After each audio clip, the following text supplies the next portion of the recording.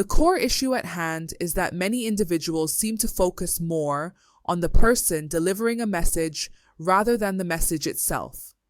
Is this because it's Emmanuel Macron speaking? Macron is far from a saint. Even General Tchiani of Niger echoed similar sentiments. He accused Bazoum of prioritizing foreign interests over the well-being of Nigerians, and even leveled accusations of treason.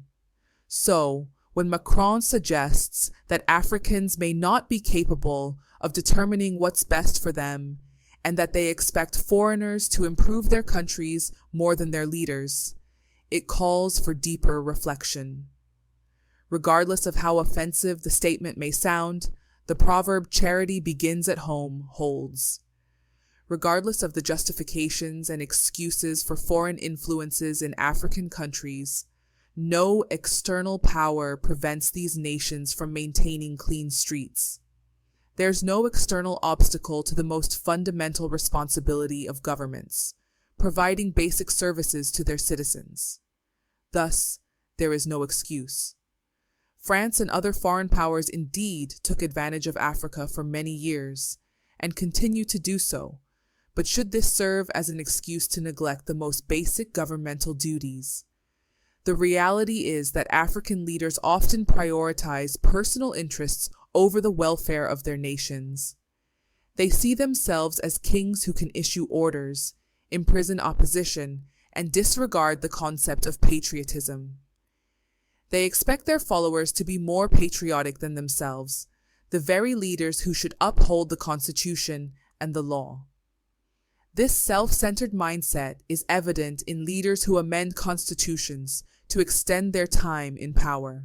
Their actions reveal a preference for themselves and their positions above all else. These leaders often enter into agreements with foreign powers without considering the consequences on their economies. The sad truth is that many African leaders fail to improve their country's human development indices during their time in power. They focus on paying salaries and initiating projects with excessive costs rather than addressing their citizens' needs. This problem is internal, and while foreign powers are not blameless, using their actions as a continuous excuse allows politicians to escape accountability, which is unacceptable. Before taking office, leaders should conduct proper research and cost-benefit analyses. They should have a clear plan to tackle challenges rather than resorting to excuses once in power. If they can't handle external pressures, they should step down. A common reason for leaders' weakness is corruption.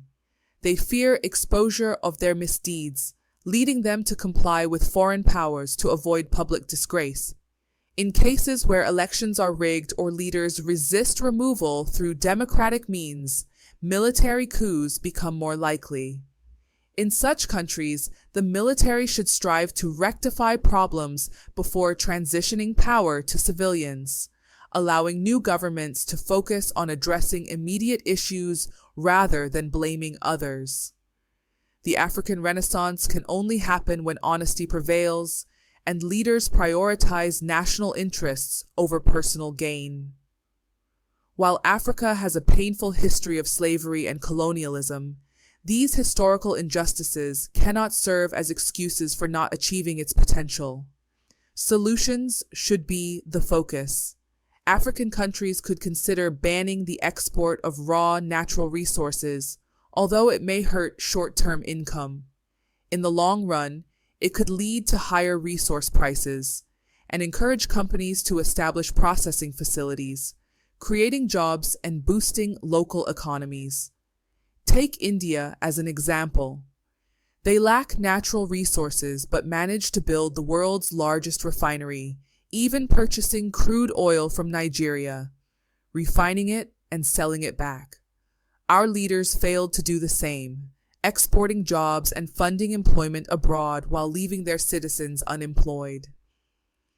African founding fathers like Tafawa Balewa and Nnamdi Azikiwe had a vision, but today's leaders prioritize personal gain over a lasting legacy. To stop foreign meddling in African affairs, unity is essential. Not everyone may align, as some even sabotaged the fight for independence.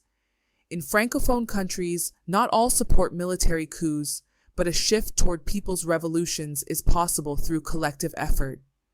While it may seem challenging for African countries to ban raw resource exports due to revenue implications, prudent resource management and reduced wasteful spending can address this issue. Cutting unnecessary expenditures and downsizing governments can lead to savings that allow for essential services. There is excessive waste because of a lack of checks and balances. We hope those on the path to emancipation can truly lead the way, serving as examples for others to follow. If you are watching our video for the first time, I suggest you subscribe to our channel for more interesting and captivating information. Turn on the bell notification to get alert on all our recent posts so you won't miss out any. Share your thought in the comment section and share these videos with family, friends, and concerned Nigerians. Thanks for watching.